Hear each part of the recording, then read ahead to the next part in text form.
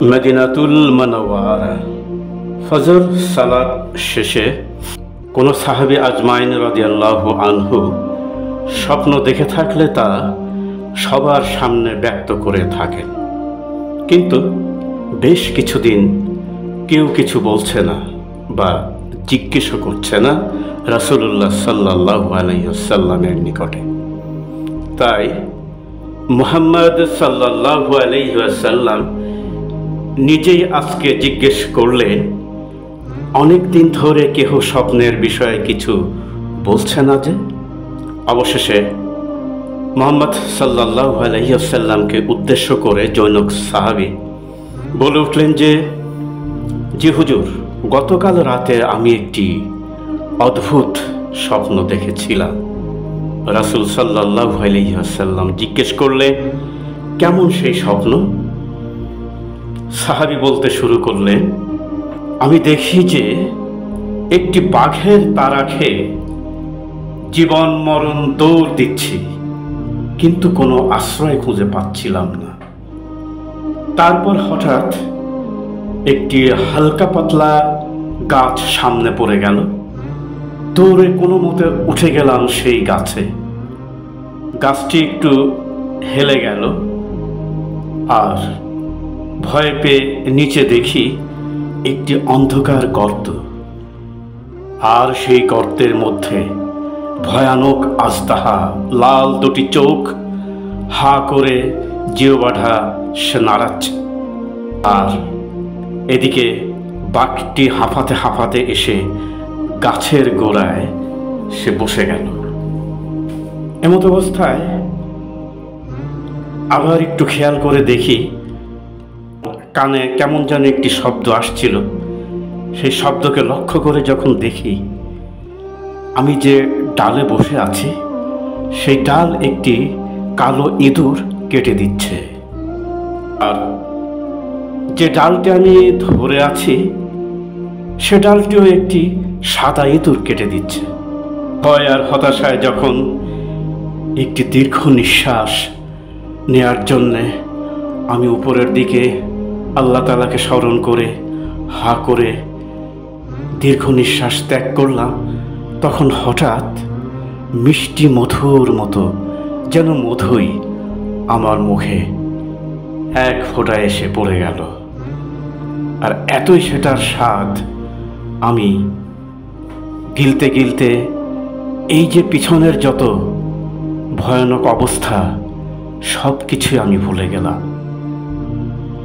দুদিন ধরে আমি চিন্তা করছি, এরকম ভয়ানক স্বপ্ন তো আমি কখনো জীবনে দেখিনি। তো এটার তাবির তো অবশ্যই মুহাম্মদ সাল্লাল্লাহু আলাইহি সাল্লামকে বলে জানতে হবে। সবাই স্তব্ধ নয়নে মুহাম্মদ সাল্লাল্লাহু আলাইহি সাল্লামের দিকে চেয়ে আছেন। এমন ভয়ানক স্বপ্নের তাবির অবশ্যই ভয়ানকই হবে, কারণ সোনার সংস্পর্শে সোনাই হয়, আর লোহার সংস্পর্শে লোহাই হয়। চুম্বকের স্পর্শে চুম্বক তৈরি হয়। যেহেতু রাসূলুল্লাহ সাল্লাল্লাহু আলাইহি ওয়াসাল্লাম সকল জ্ঞানের দিক থেকে সর্বশ্রেষ্ঠ ছিলেন, তার সাহাবীরাও কিছু না কিছু আঁচ করতে পারেন। তো যা হোক, যখন মুহাম্মদ সাল্লাল্লাহু আলাইহি ওয়াসাল্লাম স্বপ্নের তাবির ভেঙে দিলেন, তখন সবই স্পষ্ট হয়ে গেল। বললেন, ওই যে বাঘ, ওই বাঘই হলো আমাদের সবার পিছনে ধাওয়া করে চলেছে। সেটা হলো মালাকুল মউত, আজরাইল আলাইহিস সালাম। আর এই যে গাছ সে আশ্রয় নিল, এটাই হলো দুনিয়া। আমরা এই ক্ষণস্থায়ী একটি গাছের মধ্যে ঝুলে আছি। আর যখন নিচে খেয়াল করেছে অন্ধকার গর্ত, সেটা আজদাহা সাপ হা করে আছে, সেটা হলো জাহান্নাম। আর জাহান্নামে তো খুব ভয়ঙ্কর সাপ বিচ্ছুর আবাসস্থল।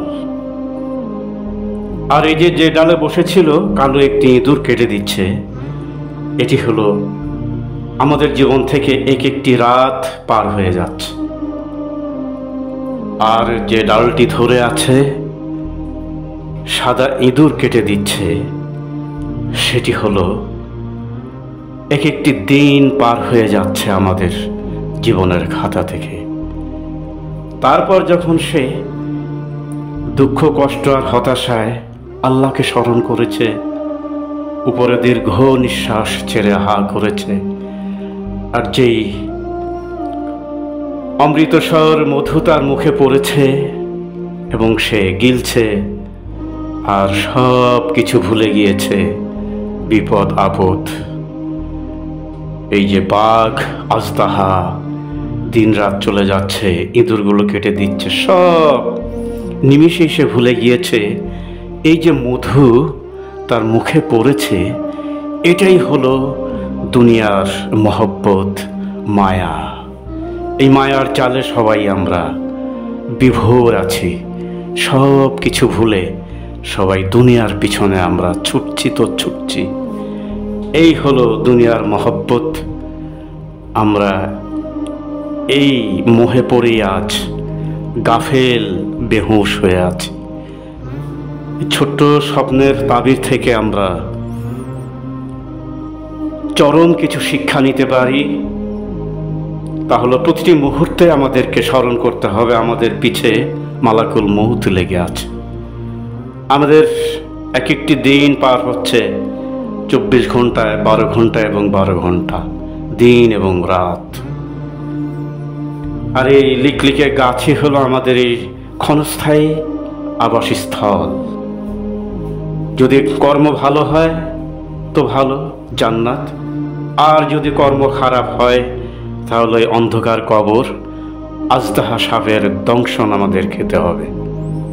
সময় থাকতেই আমাদের সচেতন হওয়া প্রয়োজন, কোরআন এবং হাদিসের ছায়াতলে ফিরে আসা প্রয়োজন। আসসালামু আলাইকুম ওয়া রাহমাতুল্লাহ।